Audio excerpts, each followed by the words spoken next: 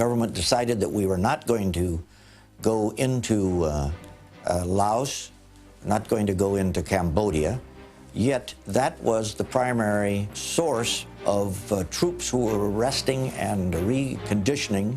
It was their main supply route. So it was important that we get people in there on the ground who could see what was taking place under the canopy. SOG's sole mission was to make secret reconnaissance patrols across the fence, slang for operating over the border in the NVA sanctuaries in Laos, Cambodia, and North Vietnam. Nickel Steel was the code name for North Vietnam. If you're thinking that that enemy-controlled territory was little guerrillas hiding under the trees, no. No, we're talking about roads with traffic that went both ways. We're talking about enormous bunker complexes and enormous installations. The entire Cambodian area along the border was lock, stock, and barrel owned by the North Vietnamese. There are 1,000 truths about the American Indochina War. It was, in fact, 1,000 small wars fought across dissimilar terrains. SOG reconnaissance was the most dangerous mission for the Special Forces in Vietnam. It was so deeply classified that no South Vietnamese intelligence agency ever knew it existed. I ran 24 operations across the fence. In that 24 operations, almost every one of them came out under fire. In fact, everyone that I can think of came out under fire, some more intense than others. It just was almost literally impossible to stay in there. Behind the casualties, the bravery, and the successes were the failures, the problems, and the fear. There was an uneasy relationship between many Special Forces camps and other American units as well. American commanders resented Special Operations activity going on inside their jurisdiction without their knowledge. They didn't like the idea that we had these combined U.S. Vietnamese forces that were going out of their perimeter, running the risk of being captured, and revealing their locations. There were two parts to these secret units. They had small reconnaissance teams and larger companies called hatchet forces. There were never more than 150 Americans working SOG reconnaissance at any one time. SOG recon patrols operated in small, mixed groups and were for reconnaissance only.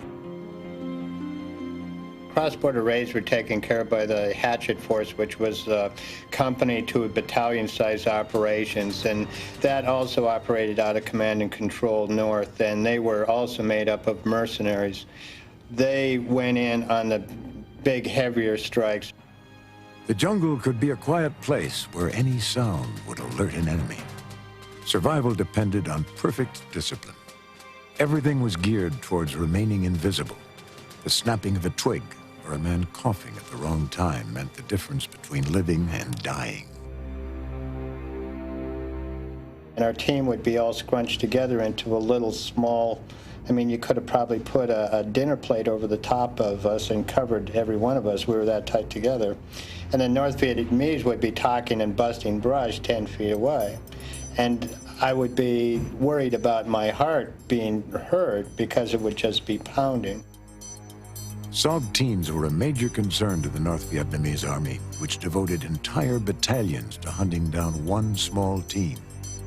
SOG missions were so dangerous, they rarely lasted more than 5 days. On a lot of occasions, we would just run into each other. They would find us. They have been known to get shoulder to shoulder on line, just sweep through an area, try to flush us out like partridge. And they would find you, and inevitably the firefight would break out, and we would have to call in the cavalry, so to speak, to get us out, which meant the 7th Air Force. SOG reconnaissance patrols were so perilous, they averaged over 115% casualty rate. Over the course of a year, the men were either killed or suffered multiple disabling wounds. For every man lost, SOG forces claimed 100 enemy lives. You got 5 missions, and then you got 6 missions, and then you get hit. That changes everything. There's nothing worse than laying there and bleeding all over yourself, and the helicopters aren't coming, and it's getting, so time goes on. You get 10 missions, 12 missions.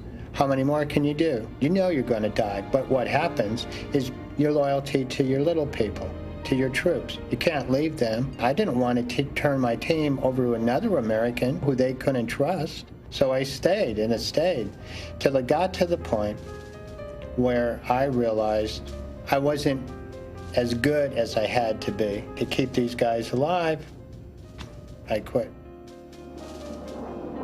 Most of the damage inflicted on the NVA sanctuaries by SOG came from airstrikes called in by the teams on the ground. Like everything about SOG, it was usually a close call.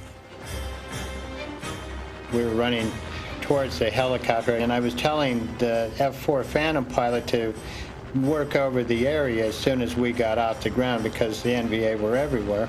I jump on the helicopter, and the helicopter takes off, and I watch the jet go in and doesn't do anything. I'm screaming into the phone, you know, kill these people, kill these people. And they didn't do anything, and I was livid, and I said, what was going on? And later on I found out, he says, well, as you jumped on the helicopter, he says there were 3 people reaching out behind you, just a foot or 2 behind you, and he says they were so close I thought they were your team members. As it turned out, they were NVA trying to snatch me, but that's how close it could get.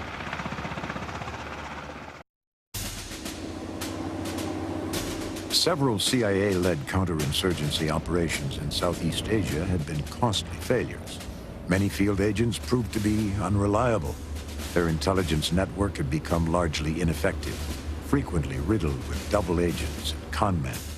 CIA operating credibility with the Special Forces was stretched to the breaking point. The CIA, in many cases, would come in, and they'd come in wearing pearl-handled, chrome-plated pistols and, you know, cowboy hats and act like they were bad and try to convince us that this wasn't their first operation. And by the time we quit chuckling and laughing at them in many cases, they would tuck their tail between their leg and leave. And so there were some CIA guys that were very qualified, and there were some that were pure idiots. On the strategic level, it was much worse. The Hanoi Politburo could simply buy American newspapers to learn the latest political developments in Washington, D.C., or read dispatches from the battlefield. But U.S. intelligence agencies had little more than strident propaganda speeches to figure out what was happening inside North Vietnam. The communists survived from secrecy. They told many different stories, both to the media at the time and since. It's difficult to determine who was in charge and what their objectives were. Anyone that tells you that they know exactly what the North Vietnamese chain of command was at any one time is probably wrong. A never-before-revealed document provides a fascinating and rare insight into the leadership situation in wartime Hanoi. These are the minutes of a meeting detailing a political denunciation made sometime before 1968 by a Politburo member named Le Duan against the celebrated North Vietnamese Army commander, General Nguyen Van Giap. This is a memoir I received written by Tran Quynh, the former secretary for Le Duan and later on vice prime minister. This report was circulated in Hanoi at the time and served to discredit General Giap. It contains some things which happened back then. For example, there was a decision to remove Giap from the party's Central Committee.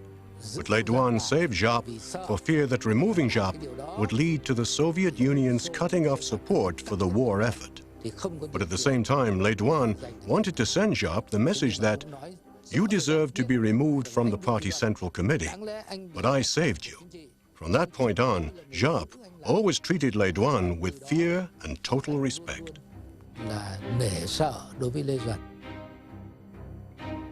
Portrayed as a lackey and accused of spying for the Soviet Union, Giap was severely chastised. It was only the Politburo's larger concern about losing Russian military support that saved him from public humiliation and a possible prison sentence.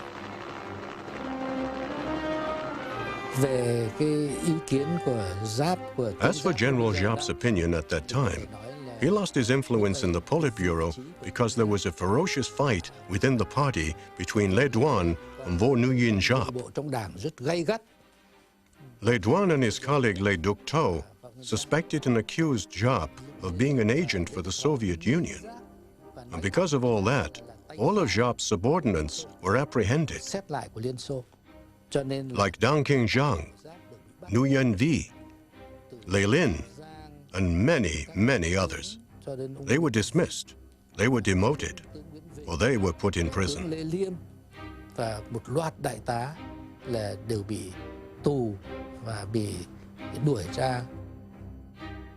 Undoubtedly, Giap was seriously weakened politically.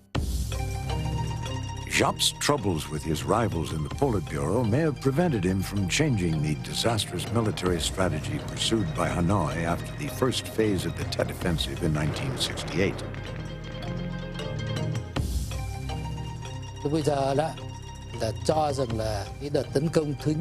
Back then, as General Giap saw it, the first phase of Tet was enough. We needed to stop then, and we needed to preserve our strength for a prolonged fight. But others saw the success for their own glory, and they pushed for the second and third phases of the offense. It was later that these two phases of the offense caused us tremendous losses. Many of our infrastructure